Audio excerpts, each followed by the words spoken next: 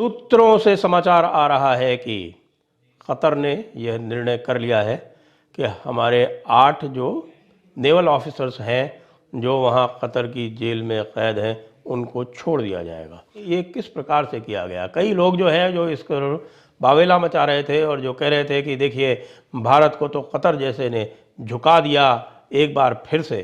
तो भाई कतर जैसे ने झुकाया जो था तो वह आप भूल गए कि जिसको आप झुकाना कह रहे हैं उसमें एक कार्यक्रम में बहुत सारे पेच और आने बाकी हैं। कतर में आपने एक घटना हुई थी जहां पर हमारे 8 एक्स नेवी ऑफिसर्स थे, कामगार थे। वो रिटायरमेंट के बाद एक इजरायली कंपनी के लिए काम कर रहे थे, ठीक है।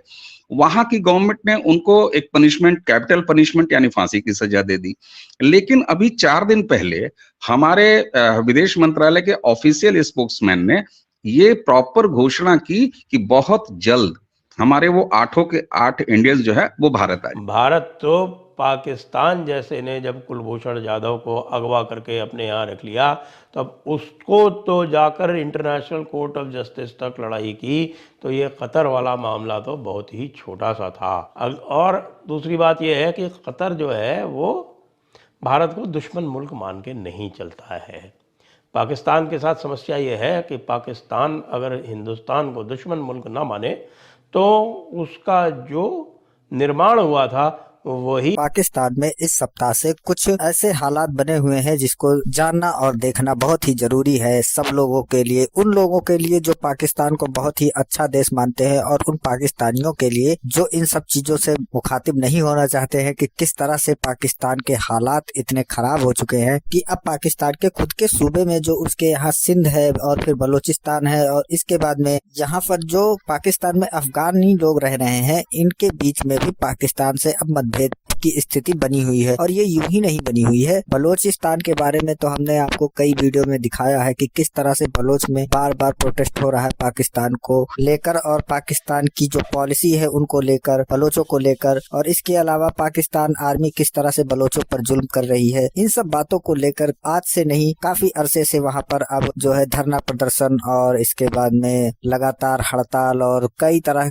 तरह से जो भी सरकार के लिए विरोध प्रदर्शन होता है उन सबको हथियार बनाकर बार बार विरोध किया जा रहा है। और कई बार ऐसे नारे भी आपको देखने को मिले हैं जिसमें कहा गया है कारगिल खोल दो, टूटे रिश्ते जोड़ दो, यानी कि इन्हें आजाद कर दो, भारत में विलय कर दो। और इस तरह से बार बार बलूचिस्तान के लोग धरना प्रदर्शन कर रहे थे पाकिस्तान को लेकर। और इसके बाद में अब यहीं से धरना ये जो है इन लोगों का चालू था और इसके बाद में ये लोग निकलते हुए इस्लामाबाद गए। वहां पर इनके साथ जो हुआ उसके बारे में भी हमने आपको पहले से ही बता रखा है। अब इसके बाद में आगे क्या हो रहा है, अब किस तरह से बलूचिस्तान के लोग अब ऑन कैमरा आकर पाकिस्तान की इस साजिश कह लें या रंजिश कह लें बना करके किस तरह से बलूचिस्तान पर जुल्म कर रहे हैं। कुछ लोगों का मानना है कि ये जो पंजाबी लोग हैं यानी कि बलोच लोगों का, इनका मानना है कि ये जो पंजाबी है पाकिस्तान के, ये सारे के सारे लोग मिलकर पूरे पाकिस्तान को चलाना चाहते हैं। और किस तरह से ये बलोचों पर जुल्म करते हैं, उसके बाद सिंधियों पर जुल्म करते हैं, उसके बाद अफगानियों पर जुल्म करते हैं, यानी कि सारा का सारा जो दारोमदार अगर आप समझे बलोचियों के जुबानी तो इनका कहने का मतलब ये निकलता है कि जितने भी पाकिस्तानी पंजाबी लोग हैं यही सब लोग इस पूरे पाकिस्तान के मालिक बनना चाहते हैं और इसको चलाना चाहते हैं, बाकी किसी को राइट नहीं देना चाहते हैं। ये अलग की बात है कि आपके यहाँ हालात खराब है, आप मुसीबत में चल रहे हैं, लेकिन फिर भी अगर आप किसी को सपोर्ट करते हैं, भले ही आपके कंडीशन खराब है लेकिन आप उसे कुछ सपोर्ट करते हैं, तो लोग ये चीजें नहीं करेंगे और ना ही ये चीजें कहेंगे। तो कहीं ना कहीं ये सारी चीजें पाकिस्तान के लिए आगे चलकर मुसीबत का सबब बनने वाली हैं। और ऐसी स्थिति फिर से आने वाली है कि इनको ये जो बांग्लादेश वाला सीन था ये फिर से देखना पड़ सकता है। और इसमें कोई दो राय नहीं है कि बहुत ही कम समय में ये सारी चीजें, अब जिस तरह से इन्होंने महिलाओं, बच्चों और बूढ़ों पर अत्याचार किया था उस दिन से ही और भी ये जो प्रदर्शन है वो बढ़कर होने वाला है। तो चलते हैं वीडियो की ओर और देखते हैं कि ये सारा मामला कैसे बन रहा है। और वीडियो पसंद आए तो लाइक करें, चैनल को सब्सक्राइब करें, व शेयर करना ना भूलें। एक प्रकार से संदेह की धारा में आ जाएगा, संदेह के दायरे में आ जाएगा। उसके लिए तो अत्यंत आवश्यक है, जिस दिन वह भारत को दुश्मन मानना बंद कर देगा उस दिन ये कहा जाएगा कि भाई फिर तुमने ये पाकिस्तान बनाया ही क्यों। मंत्र है इंडिया फर्स्ट, ये हमारी फॉरेन पॉलिसी है। मैं आपसे फॉरेन पॉलिसी पे 10 घंटे बात करूं, कोई उस पे 10 किताबें लिख दे, 50 थीसिस तैयार हो जाएं, 1000 भाषण दे दिए जाएं, लेक्चर्स दे दिए जाएं फॉरेन इंडिया की करंट फॉरेन पॉलिसी को समझाने के लिए। हमारी फॉरेन पॉलिसी आज की पिछले 9.5 साल से ये चल रही है इंडिया फर्स्ट। क्यों? ये हमारी 1947 से बनाई गई जमीन की बुनियाद पे ऐसा हुआ है। क्योंकि कतर के साथ किसी प्रकार का इन्फीरियरिटी कॉम्प्लेक्स नहीं है, उनके पास कोई एहसास कमतरी या हीन भावना नहीं है। वो अपने अरब वाले जो अस्तित्व है, जो उनकी जो अरबी पहचान है, उसमें वो पूरी तरह से सहज है। लेकिन जो समस्या उनके साथ है वो ये है कि उनकी जो वर्तमान लीडरशिप है, जो उनका वर्तमान नेतृत्व है, वो अपनी चौधराहट इधर उधर वो इस्लाम के नाम पर करता रहता है और बहुत सारे आतंकवादी संगठनों को इधर उधर सहायता देता रहता है। लेकिन ऐसा कोई भी आतंकवादी संगठन उसमें से नहीं है। ऐसा नहीं है कि आज ही अचानक इंडिया फर्स्ट आ गया। आप ये देखिए कि हम चाहे नेपाल जैसा हमारा पड़ोसी देश हो, चाहे श्रीलंका जैसा हमारा पड़ोसी देश हो, चाहे अमेरिका जैसा बड़ा सुपर पावर हो अपने आप को, या चाइना जैसा एक देश जिससे हम जंग लड़ चुके हैं, इकोनॉमिक रिश्ते हों, हमारे रिश्ते किससे खराब हैं पाकिस्तान को छोड़ के? आप ये बताइए। जो भारत में कार्य करता हो, उनके सारे के सारे जिनको भी वो सहायता करता है, वो या तो एशिया में काम करते हैं, मिडिल ईस्ट जिसको बोलते हैं, मध्य पूर्व, या फिर वो कार्य करते हैं यूरोप में। तो ये जो कार्यक्रम हुआ था, इसका भी पलीता जो लगाया गया था वो पाकिस्तानियों द्वारा ही लगाया गया था कि पाकिस्तानियों ने ही ये किसी प्रकार से ये समाचार जो है वो लीक किया क्यों? क्योंकि उनको कुलभूषण यादव वाला जो है एक प्रकार से उसका कोई जस्टिफिकेशन चाहिए था। देखिए, डिप्लोमेटिक लेवल पे तो जो बातचीत होती है वो होती है, उसके अतिरिक्त अचानक दवाएं जो जा रही थी कतर को, जिन दवाओं के बगैर कतर का काम नहीं चलना था, उनकी दवाओं के जो डिस्पैच, उनकी जो डिलीवरी थी, उसमें अचानक विलम्ब होने लगा। और विलम्ब क्यों होने लगा? क्योंकि समस्याएं थी, लॉजिस्टिक्स की समस्याएं थी। अरे देखिए भाई, जो लिखत पढ़त होती है और जो पेपर वर्क होता है उसकी समस्याएं आने लगी। एक वाहिद एग्जाम्पल है कि भारत का रिश्ता पाकिस्तान को छोड़ के और किसी से खराब नहीं है। और मजे की बात यह है, जिस पाकिस्तान से भारत के रिश्ते खराब होने का ऐलान मैं कर रहा हूं, वह भी रिश्ता पाकिस्तान की तरफ से खराब किया गया है। जी, हमने कहा था ट्रेड बंद कर दीजिए, तो दवाइयाँ रुक गई। फिर जो आपका फूड ग्रेन्स है वो रुकने लगे। तो भाई गेहूं वाला मामला जो है वो भारत के अतिरिक्त और कहीं से आ नहीं सकता। चावल सबसे अधिक यदि किसी के पास सरप्लस था तो वो भारत के पास था। आपको पता है कि हमारी एफसीआई के गोडाउन इतने भरे हुए हैं कि हमें समस्या हो रही है कि हम उनका करें क्या।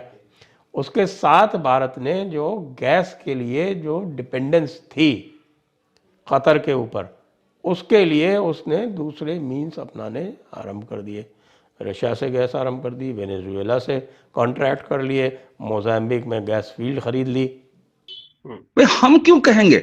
हम जब अपने जरूरत से ज्यादा सामान बना रहे हैं, हम जब जरूरत से ज्यादा फसलें पैदा कर रहे हैं, तो हमें अच्छा लगेगा कि लोग हमसे गंदम ले जाएं, लोग हमसे दवाएं ले जाएं, लोग हमसे आलू प्याज ले जाएं। क्यों? क्योंकि हमारा किसान भी शानदार फसलें उगा रहा है, हमारे मैन्युफैक्चरिंग सेक्टर ग्रो कर रहा है। तो ग्रो करके हमें अपने, ठीक है, ये बात बहुत अच्छे तरीके से कही जाती है कि इंडियन इकोनॉमी की सबसे मजबूत जो उसका पक्ष है, जो साइड है, वो ये है कि हम एक बहुत बड़े कंज्यूमर भी हैं। ये बात सही है कि हम कंज्यूमर हैं, लेकिन इसी के साथ साथ एक अच्छी बात ये भी है कि हम इतना ज्यादा बना रहे हैं, इतना ज्यादा उगा रहे हैं कि हम 140 करोड़ को खिलाने के बाद, 140 करोड़ लोगों को पहलाने के बाद, 140 करोड़ लोगों को गाड़ियों में घुमाने के बाद भी अगर कहीं से ऑर्डर हमको मिल जा रहा है, तो हम वहां पर 1000-2000 कारें भेज पाने की स्थिति में है, गंदुम भेज पाने की स्थिति में है। फिर कतर को दिखाई पड़ने लगा कि भाई ये तो मामला टेढ़ा पड़ने वाला है। ये 2 दिसंबर को भारतीय प्रधानमंत्री और कतर के अमीर के बीच में भेंट हुई यूएई में, अमीरात में। और अमीरात में जब उनकी भेंट हुई तो भाई आपको पता है ये मोदी जी जो हैं वो मंत्र जो है वो तो फूंकना जानते ही हैं, तो उन्होंने बड़े प्रेम से क़तर के अमीर से, क्योंकि आप ये देखिए एक थोड़ी सी एडवांटेज ये जो अथॉरिटेरियन जो आपके जो डिक्टेटरशिप वाले जो देश हैं उनमें ये होती है कि भाई डिक्टेटर जो है वो सब कुछ कर सकता है, तो आप डिक्टेटर को थोड़ा सा संभाल लो तो उसके बाद फिर सब कुछ संभल सकता है। तो डिक्टेटर को संभाल लिया मोदी जी ने। वो मोदी जी ने उसको जब संभाल लिया तो उसने फिर जैसे ही वापस गया तो उसके बाद पहले वो रहते थे काल कोठरी में, फिर काल कोठरी से उनको डबल बेड में शिफ्ट कर दिया गया। जिम स्पा पूरी तरह से एक क्लब की तरह उनको क्लब में रख दिया गया। तो इसलिए हम किसी से रिलेशन खराब नहीं करना चाहेंगे। अब आप देखिए, अभी ईरान ने, आपका पड़ोसी मुल्क है, ईरान ने फ्री वीजा ऑफर किया है, लगभग 23 कंट्रीज को ऑफर किया है। ठीक है, उसमें जापान भी है, उसमें सऊदीया भी है, उसमें कई सारे और देश भी हैं, लेकिन मजे की बात यह है कि जब उन्होंने 23 कंट्रीज को फ्री वीजा देने वाली वो जो लिस्ट जारी की, उसमें नंबर 1 पर भारत का नाम था। फॉरेन पॉलिसीज में या स्ट्रेटजिकल जो मूव होते हैं उसमें जेस्चरिंग और पोस्चरिंग का बड़ा फर्क आता है, बड़ा महत्व होता है। क्या सूत्रों के माध्यम से आ रहा है। देखिए हमारे सूत्र बड़े विश्वस्त होते हैं, आप देख ही रहे हैं कि ये सूत्रों के माध्यम से ये समाचार आ गया है कि क़तर के अमीर ने भारत को यह बता दिया है, सूचना भेज दी है कि भाई हम इनको छोड़ रहे हैं।